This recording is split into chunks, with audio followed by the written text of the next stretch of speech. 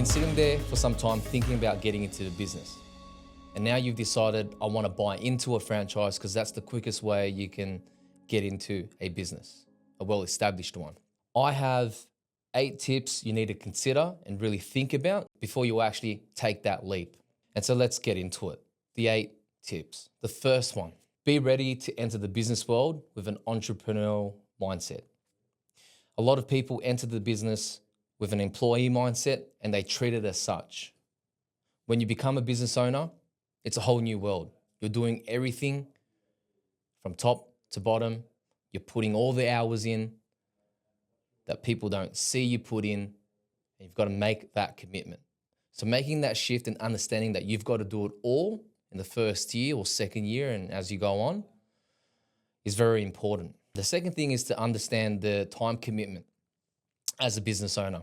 You know, employee, you work 9 to 5, you might do a bit of overtime, but now as a business owner, this is yours.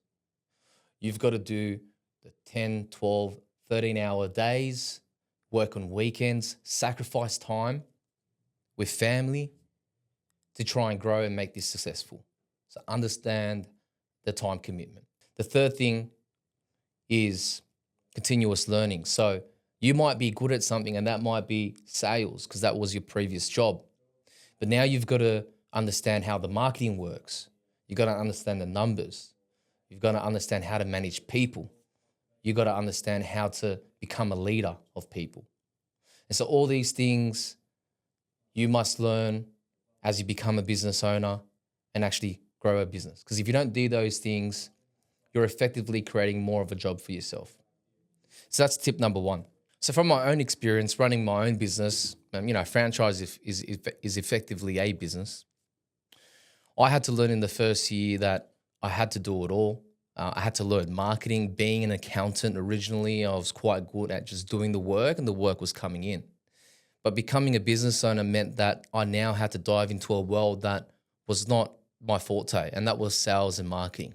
5 years on, I would say that now I prefer doing sales and marketing versus the accounting work and the work for clients.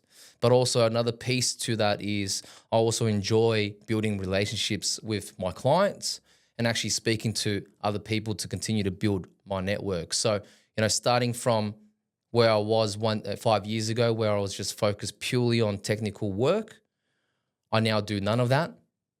And I'm now just doing sales, marketing, and networking.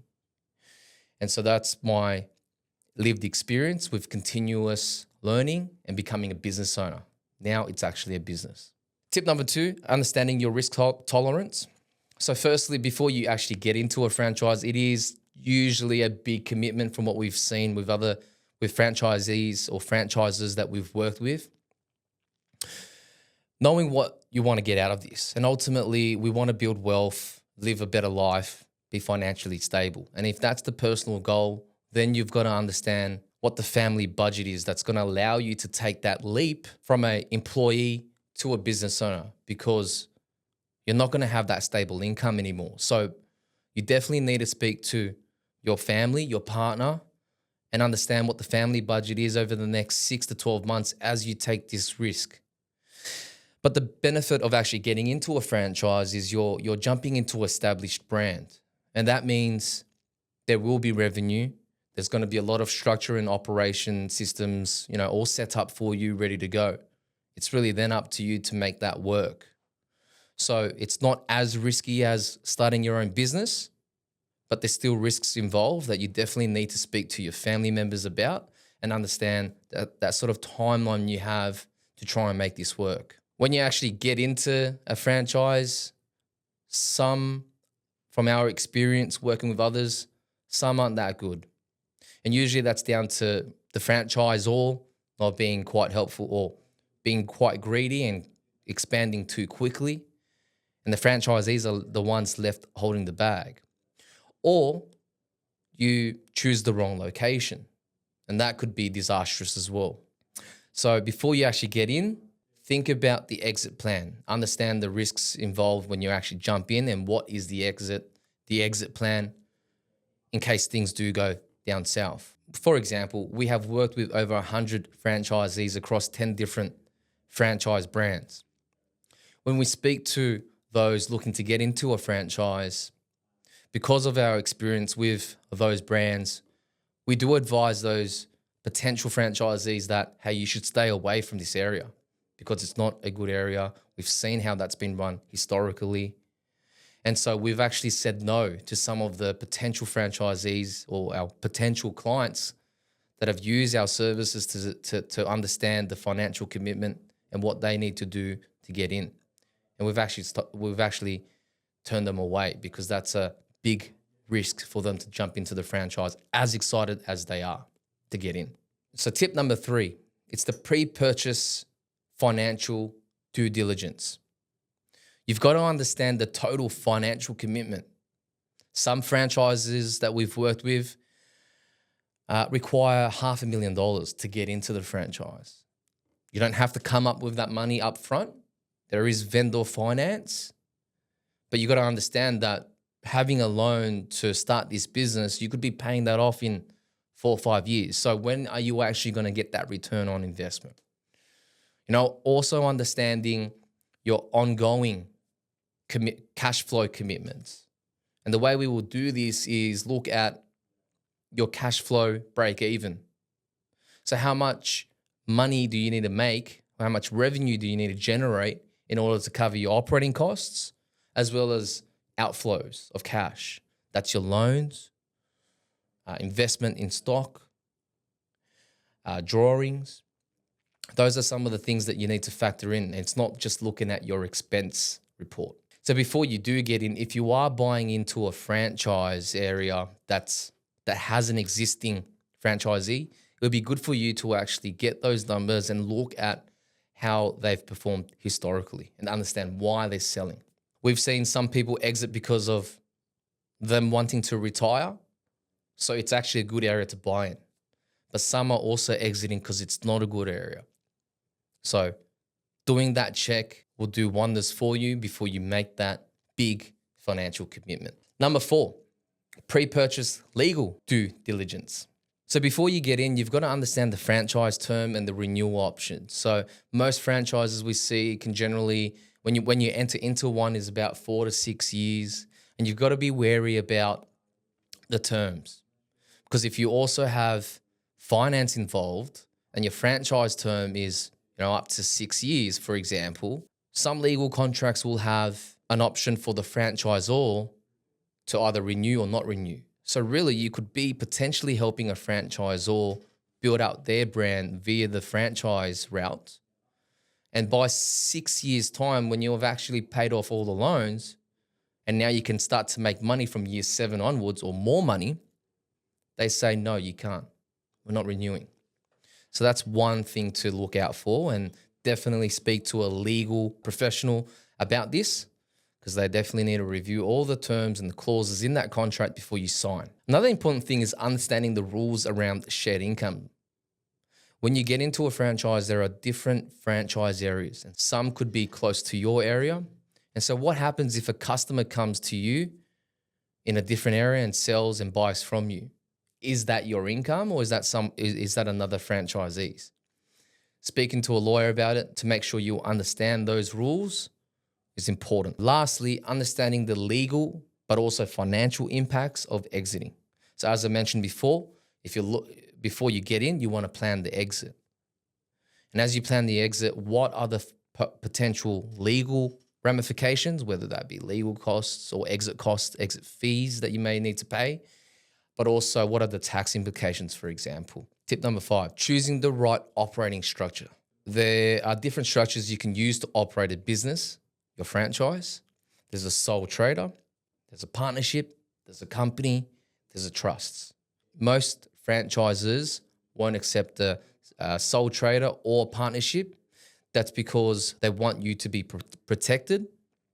And so therefore you usually will go down the route of a company or a trust.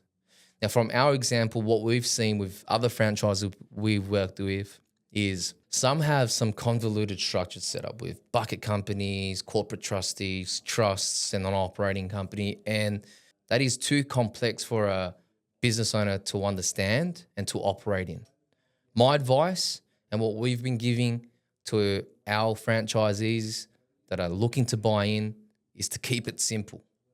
You can operate in a company structure and that's it. You don't need a trust. You don't need a bucket company. You don't need a corporate trustee.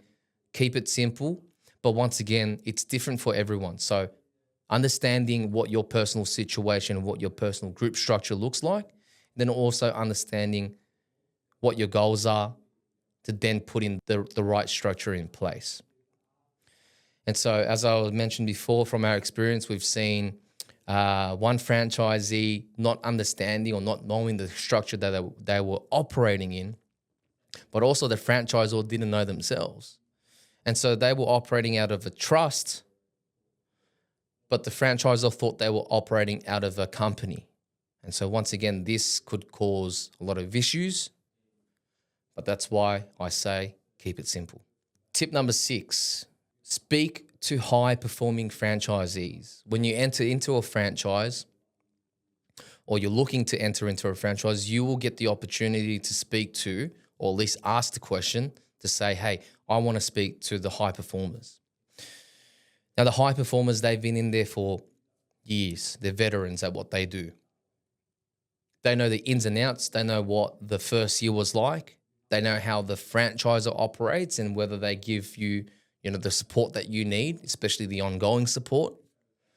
By speaking to them and understanding what's involved and how to be successful is something you should do before you sign on the dotted line. Tip number 7. So you've got to consider the importance of location and assess your competition. So the first thing is understanding the demographics. So when you enter into a franchise or when you're looking to buy one, they're going to give you a particular area, or maybe you could choose an area. For example, if you're buying into a gym, you probably want to be buying into an area where it's health conscious. So maybe in Sydney, it's the eastern suburbs, for example, or the inner west. They're more conscious about their health. Or if it's a childcare center, you want to be in a suburb, an area where there's a lot of families, so not in the city. Cafes, you want to make sure that there's a lot of traffic because that's how you're going to get your customers. So understanding where your customers are or will be in that particular location is crucial to whether you succeed or not. It's so important. The other thing is to assess the competition. So if you're getting to a gym franchise or health franchise, for example, in that particular area, how many other competitors are there around you? Because ultimately they're going to be the ones snatching customers away from you. So you want to be careful, or you want to ensure that you're scoping out that area to make sure that you've got a good area that doesn't have a lot of competition. So from my experience working with a franchise, the area that they get into is so important. Why? Because different areas have different types of customers. And so, for example, one of our franchises that we work with, they sell tools. It's very hard for those in a particular area, especially like the Sydney or Melbourne metro areas where it's hard to find parking. There's a lot of tolls. It's hard to drive around the city because there's so much traffic. Because they're in sales, they have no time to actually get in front of their customers. And the type of customers they get in front of are your suburban mechanics or suburban businesses that need those sort of low margin tools. But for the guys of the same franchise where they're in regional areas, we find that they are more successful. And that's because they're dealing with bigger businesses that want bigger tools, servicing trucks, servicing big machinery, and they're a lot higher margin than the ones you'll find in the city. The other thing to that is they don't have tolls, they don't have issues with parking, so they've got more time to be in front of their customers. So this is why it's so important that you understand the demographic of that area, but also the competition.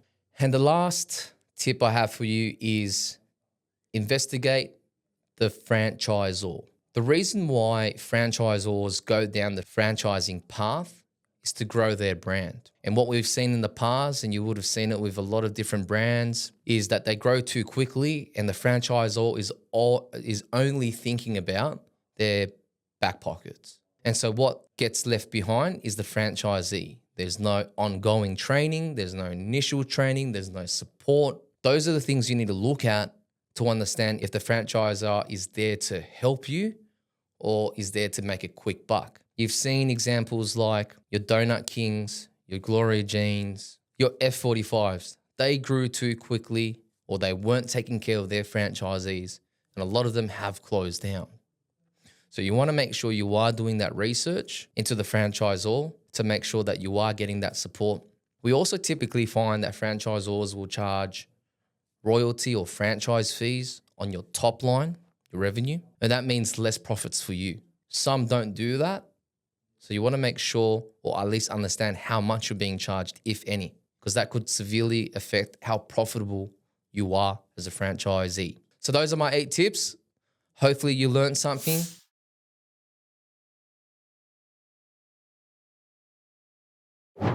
So you've been sitting there dreaming and thinking about getting into business. You've done some research on Google, you watched some YouTube videos, and you've got all this information, but you're overwhelmed, it's too much, and you're thinking, where do I start? What's important? What's not important? You've decided you're going to buy into a franchise. Which one? Which one should I get into? What's good? I've worked with over 100 franchisees across 10 different franchise brands, and I know what it takes to succeed. So I've written an ebook, 20-page detailed ebook about what you need to know. All the stuff you don't need to know, it's not there. Click the link below. It's going to take you to the ebook page, complete your details, and get that free guide today. That is all you need to get started before you sign on that dotted line.